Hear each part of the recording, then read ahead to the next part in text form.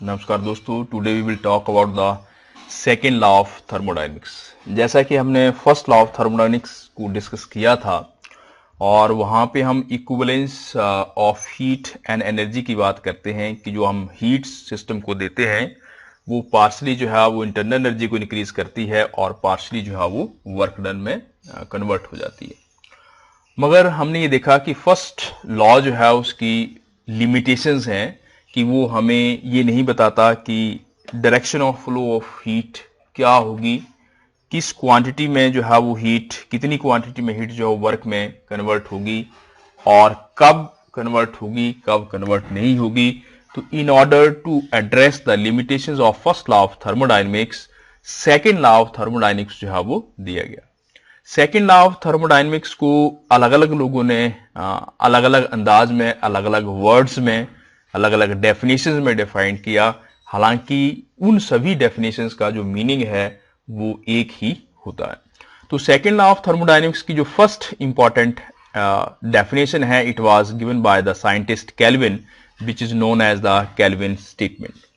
ये कहती है कि it is impossible to get the continuous supply of work. It is impossible to get the continuous supply of work from a body by cooling it to a temperature lower than that of its surrounding। मतलब हमारे पास कोई यदि object है तो हम उस object को surrounding के टेम्परेचर से नीचे तक जो है वो उसको ठंडा जो है वो नहीं कर सकते। या हम यहां से कंक्लूजन निकाल सकते हैं कि जो हीट है heat flow from high temperature to low temperature, कि हीट जो है वो हाई टेम्परेचर से लो टेम्परेचर की तरफ जो है वो फ्लो करती है। इसका एक कॉमन एग्जांपल ले, मान लीजिए हमारे पास ये बकेट है और इस बकेट को हमने यहां पे गर्म पानी से भर दिया। इसके अंदर जो है वो हॉट वाटर जो है वो रखा हुआ है। यदि आप गर्म पानी से भरी हुई बकेट को कहीं रूम में रख दे तो आप देखेंगे कि इस बकेट का जो पानी है वो धीरे धीरे ठंडा होता जाएगा और टेम्परेचर उसका कम होता जाएगा, मगर अल्टीमेटली जो इस बकेट के वाटर का टेम्परेचर है वो उतना हो जाएगा जितना इसका सराउंडिंग का टेम्परेचर है। मगर सराउंडिंग के टेम्परेचर से नीचे इस बकेट के पानी का टेम्परेचर नहीं जाएगा। तो जो कूलिंग है वो वहीं तक हो सकती है जहां तक उसकी सराउंडिंग का टेम्परेचर है। सराउंडिंग के टेम्परेचर से नीचे जो है वो कूलिंग जो है वो पॉसिबल नहीं है। तो सिंपल कहें कि जो केल्विन स्टेटमेंट है वो हमें ये बताती है कि जो हीट है वो हाई टेम्परेचर से लो टेम्परेचर तक की तरफ मूव करती है और वो कंटिन्यूसली मूव करती रहती है तब तक जब तक उसका जो टेम्परेचर है वो सराउंडिंग के टेम्परेचर के बराबर ना हो जाए। उससे कम में जो है हम हीट को ट्रांसफर नहीं कर सकते। ये एक स्टेटमेंट है जिसको हम केल्विन स्टेटमेंट कहते हैं of second law of thermodynamics. इसी तरह की बात एक सेल्सियस स्टेटमेंट में कही गई। उसमें कहा गया it is impossible for a self acting machine to transfer heat from one body at lower temperature to another body at higher temperature. कहने का मतलब यह है कि जो हीट है वो लो टेम्परेचर से, heat can not flow from low temperature to high temperature at its own. अपने आप जो है वो हीट लो टेम्परेचर से हाई टेम्परेचर की तरफ जो है वो मूव नहीं करती। या हमारे पास यदि कोई मशीन हो जिसको कहा है self acting machine. Self acting machine का मतलब हम बाहर से कोई उसको एनर्जी नहीं दे रहे हैं, तो हीट जो है वो अपने आप जो है लो टेम्परेचर से हाई टेम्परेचर की तरफ जो है वो मूव नहीं करेगी। ये सेल्सियस स्टेटमेंट है। ये भी लगभग वही बात है जो फर्स्ट स्टेटमेंट में कहा गई थी। फर्स्ट स्टेटमेंट हम ये कह रहे थे कि कोई भी हॉट बॉडी है वो लो बॉडी की तरफ हीट मूव करेगी, मगर सिर्फ उसी टेम्परेचर तक जितना सराउंडिंग का टेम्परेचर है, उससे नीचे जो है वो ट्रांसफर नहीं कर सकती। इसी बात को दूसरे तरीके से सेल्सियस ने कहा कि जो हीट है वो कोल्ड बॉडी से हॉट बॉडी की तरफ जो है सेल्फ एक्टिंग मशीन या अपने आप जो है वो ट्रांसफर नहीं हो सकती। इसी सेकंड लॉ के ऊपर एक और स्टेटमेंट दी गई जिसको हम जो है वो केल्विन प्लैंक स्टेटमेंट कहते हैं। दो साइंटिस्ट लोगों ने इकट्ठा होकर के एक डेफिनेशन बनाई। It is impossible for a heat engine operating in a cycle to convert its heat energy completely into work done. इसका मतलब ये हुआ कि जो complete conversion of heat energy into work is not possible. कि जो heat से work में कन्वर्शन होती है वो सारी की सारी हीट एनर्जी जो है वो कोई भी इंजन जो है, कोई भी हीट इंजन जो है वो सारी की सारी हीट एनर्जी को वर्क में जो है वो कन्वर्ट नहीं कर सकता है। मींस कुछ हीट एनर्जी जो है वो वेस्ट होगी ड्यू टू फ्रिक्शन या ड्यू टू जो भी मटेरियल है उसकी अब्जॉर्प्शन की वजह से। तो ये तीन अलग अलग लोगों ने अलग अलग डेफिनेशन जो है वो दी हैं जो हीट एनर्जी की डायरेक्शन कन्वर्शन के बारे में जो है हमें बताती है। मगर कुल मिला के इन तीनों स्टेटमेंट्स का मीनिंग जो है वो एक ही होता है। तो इन तीनों स्टेटमेंट्स के इक्विवेलेंस को डिस्कस करने के लिए equivalence of Kelvin Planck and Celsius statement हम यहां पे थोड़ा सा डिस्कशन कर सकते हैं। कि मान लो ये हॉट बॉडी है, it is at high temperature. Generally हम इसको साइंटिफिक टर्म में सोर्स कहते हैं। This is the source of heat. And it is cold body, इसको हम सिंक कहते हैं। ये हीट को एब्जॉर्ब करती है। It is at low temperature T2 and it is T1 means T1 is greater than T2।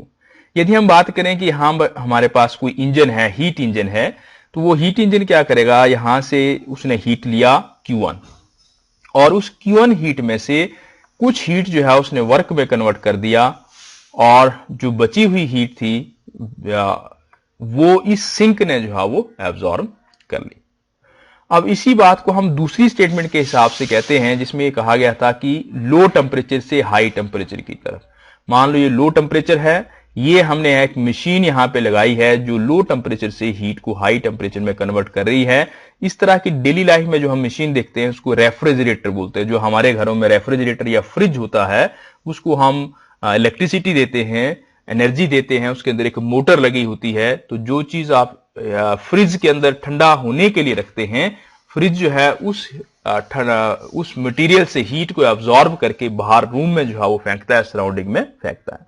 तो इस रेफ्रिजरेटर ने यहां से Q2 हीट लिया और उसमें से Q1 हीट जो है इसने इस हॉट बॉडी को जो है वो वापस कर दिया, मींस सराउंडिंग को जो है वो वापस कर दिया।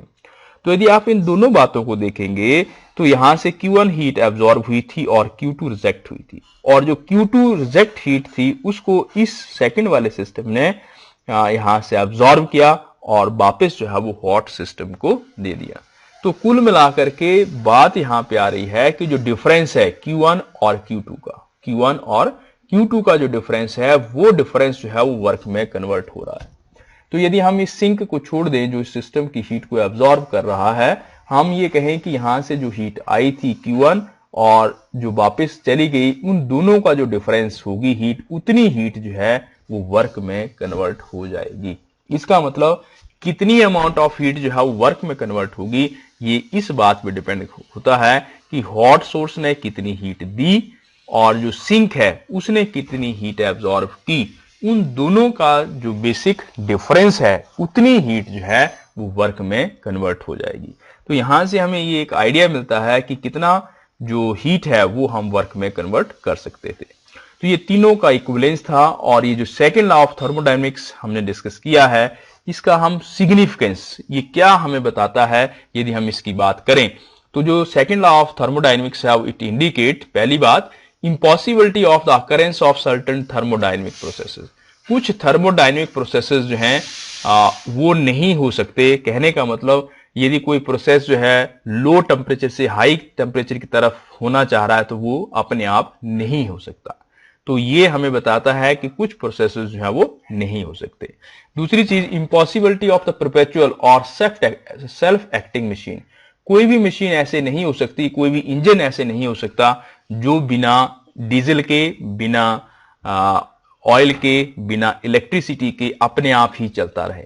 उसको चलाने के लिए जो है वो कुछ ना कुछ एनर्जी जो है वो लगानी पड़ेगी, या फिर वो हाई टेम्परेचर से लो टेम्परेचर की तरफ जो है वो हीट फ्लो हो सकती है अपने आप। एंड थर्ड चीज, it not possible to absorb and convert complete heat. ऐसा पॉसिबल नहीं है कि सारी की सारी हीट जो है वो वर्क में जो है वो कन्वर्ट हो जाए। कुछ ना कुछ हीट जो है सिंक जो है वो एब्जॉर्ब करता है या प्रोसेस के दौरान जो है वो वेस्ट होती है। Then impossibility of irreversibility of conversion of work into heat. ये भी पॉसिबल नहीं है कि जो वर्क है वो दोबारा से जो है वो हीट में कन्वर्ट हो जाए एज इट इज। जैसे हीट वर्क में कन्वर्ट हुई थी as it is same in a reversible process की वर्क जो है वो हीट में कन्वर्ट हो जाए, ये बात भी संभव नहीं है। And last, it is a natural tendency of system to move from ordered to disordered state. Nature में ये एक जनरल टेंडेंसी रहती है कि सिस्टम जो है ऑर्डर्ड स्टेट, जिसको आप लेस प्रोबेबल स्टेट भी कह सकते हैं, और इसको यहां से मोस्ट प्रोबेबल स्टेट की तरफ जो है वो मूव करती है, या इसको कहें कि जो ऑर्डर्ड स्टेट है वहां से डिसऑर्डर्ड स्टेट की तरफ जो है वो मूव करती है। तो नेचर के जितने भी सिस्टम्स हैं, जितने भी प्रोसेसेस हैं जो अपने आप हो रहे हैं, उनकी एक टेंडेंसी रहती है कि वो लेस प्रोबेबल स्टेट या ऑर्डर्ड स्टेट से मोस्ट प्रोबेबल स्टेट या डिसऑर्डर्ड स्टेट की तरफ जो है वो कंटिन्यूसली मूव करते रहते हैं। तो it was the brief discussion about the different statements of the second law of thermodynamics, their equivalence and its significance. Thank you.